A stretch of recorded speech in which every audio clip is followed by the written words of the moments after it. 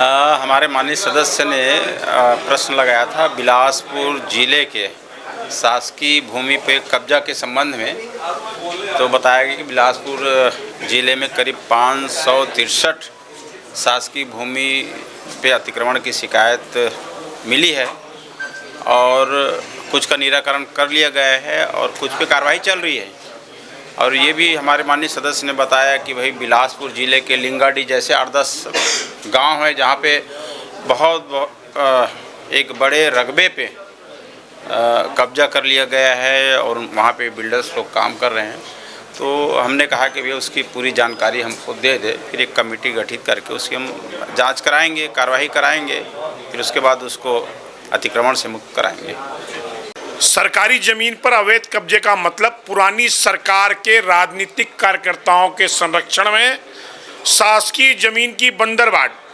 जैसे एक पिक्चर आई थी उड़ता पंजाब, वैसी छत्तीसगढ़ में उड़ती जमीनों की श्रृंखला पिछली सरकार ने चली।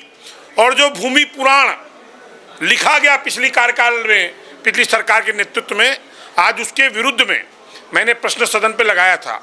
और मेरा सीधा आरोप है कि राजीव गांधी न्याय पट्टा योजना के तहत एक तरफ पिछली सरकार सर्वे कराती है और बिलासपुर जिले में 13,000 के आसपास पट्टे खासकर नगरीय सीमा के अधीन सर्वे के अधीन पाए जाते हैं।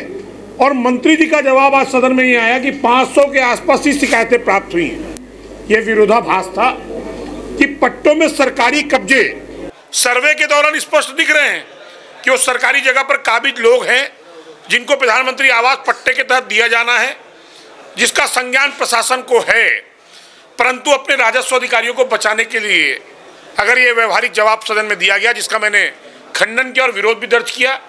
दूसरा विषय बहुत महत्वपूर्ण है कि गांव में पूर्ववर्ती व्यवस्था में मिसल के अधीन रहते हुए लगभग 50 से 700 एकड़ तक की जमीनें अंकित हैं, परंतु वर्तमान समय में वो जमीनें किसी भी शासकीय निर्माण के लिए उपलब्ध नहीं है। इस पर भी मैंने आपत्ति दर्ज की है, जिस पर सदन में धर्मजीत सिंह जी ने भी संबंधित विषय को उठाया समर्थन में। और ये निर्णय आया है माननीय मंत्री जी की तरफ से कि इसकी एक हाई पावर कमेटी बनाकर जांच कराई जाएगी। मैं सीधा आरोप है मेरा कि पूर्ववर्ती सरकार में भूमाफिया और कांग्रेस के पदाधिकारियों के संरक्षण